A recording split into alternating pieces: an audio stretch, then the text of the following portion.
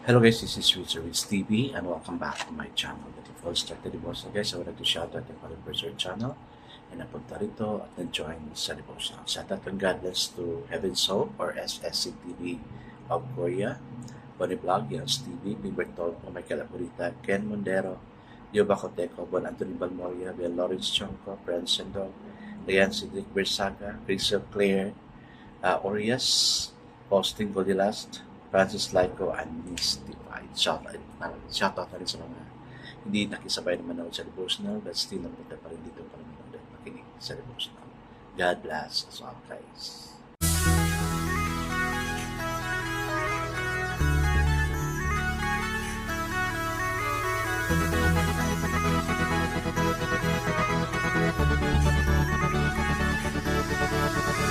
Rich TV, where you heard it. Number one is on the top. Good advice is they'll never stop. Rich TV, where you heard it. Number one is on the top. Good advice is they'll never stop. So, kumusta yung Monday natin? Sana everything went well, no? Kasi we're now on the full blast of our lesson. Parang everything was iron out already. So, let's focus on what we are doing. Hi guys, it's Napo si Third Boss. Let's open the Bible to Matthew chapter 6 verses 5 to 8. This is still about prayer. This is still a continuation of what we have started yesterday also, and even to the other day. No? Still guys, I'm using the devotions of the Bible because the words your sisters to prepare na until the end. Okay, the word of the Lord in Matthew chapter 6 verse 5 to 8 says, when you pray, balik naman tayo dito, do not be like the hypocrites, for they love to pray standing in the synagogue and on the street corners to be seen by men. I tell you the truth, they have received the reward in full. But when you pray, go into your room, close the door, and pray to your Father who is unseen. Then your Father who sees what is done in secret will reward you. And when you pray, do not keep on babbling like pagans, for they think they will be heard because of their many words. Do not be like them, for your Father knows what you need before you ask Him. Amen. Amen. I guess let's now pray.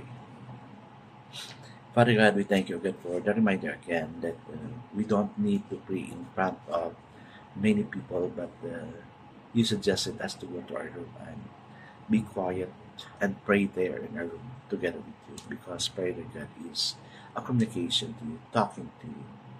Father, we thank you again for this opportunity that we are all gathered here again on the purpose of having this devotion. No, we really need to have the devotional, and thank you for those who are here. That they have the devotional together with me and with you, Lord God, before we sleep. Give us a good night rest also, God, so we could gain strength for tomorrow's activity. Yes, Lord, bless us all. In Jesus' name we pray. Amen. Amen. The focus verse for this guys is found in Matthew chapter 6, verse 7, and it says, when you pray, do not use vain repetition as the heathen do, for they think that they will be heard for their many words. Amen. So the title of our devotion for this evening, guys, is The Secret Place. Prayer is the only source of authentic originality and creativity. Jesus said that we are to pray in secret. The idea behind this challenge was that people of wealth often had a place where their treasures and valuables were stored. They would go to their room to count their accumulations and do their private business affair. This suggests that Jesus wanted people to talk to God in the place where their real security was hidden. Our inner hearts are our secret place. That's where Jesus wants to meet us.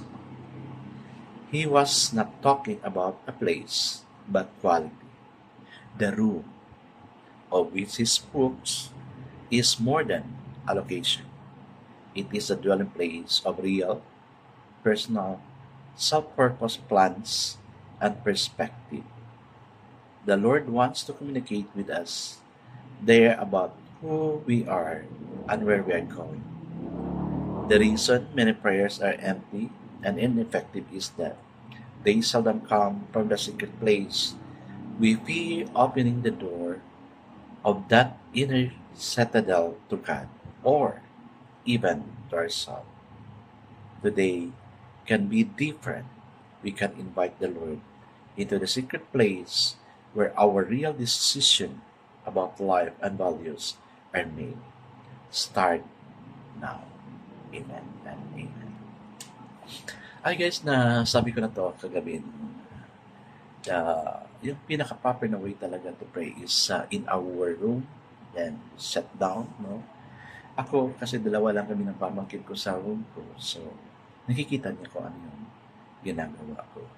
Ah, Pag nakita niya na nag-open ako ng Bible, ayun, quiet naman siya. Kasi she respect of what I'm doing. Nakita niya ako na pray. That is also living by example. No? And ano, uh, it was my time to commune with God. Kasi after ko maligo ng hapon, no, nasa kwarto na ako. Uh, Nagbabasa ng Bible. Then after that, nagpe-pray, nag-meditate how I apply what I have read from the Bible to myself. No? Kasi every time na may devotional tayo, nagbabasa tayo ng Bible, may makukuha talaga tayo na word na ma-apply natin sa sarili natin. Kaya this thing is also a challenge to us, no, to really commune with God. Kasi kailangan no? Yung deepest yung room ni Lord is in our heart. Yan yung place niya. So when we talk to God, yan yung heart na, yung place niya, when we talk to God in private, naririnig niya talaga. No?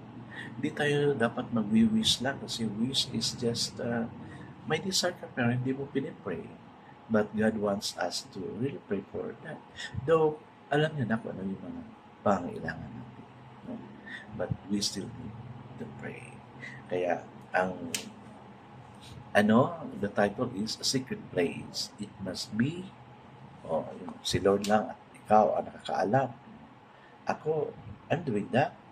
Only God knows and me what I'm praying. Pero of course, when I'm asked to pray in the public, so of course, I'm doing. No? Sana ganun tayo, guys. Let's go to our room in private, lalo-lalo na if we are so heavy with our problem, no? Let's pray to God. God will really help us.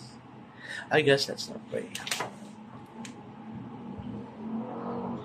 Father God, we will invite the Lord into the secret place where our decision about our life and value are made. Amen. And amen. Yes, guys, let's invite God into our secret place through prayer. God bless us always because I know it's all best is 10 times better. This is again Richard TV. Kita-kita tayo ulit at muli. Paalam!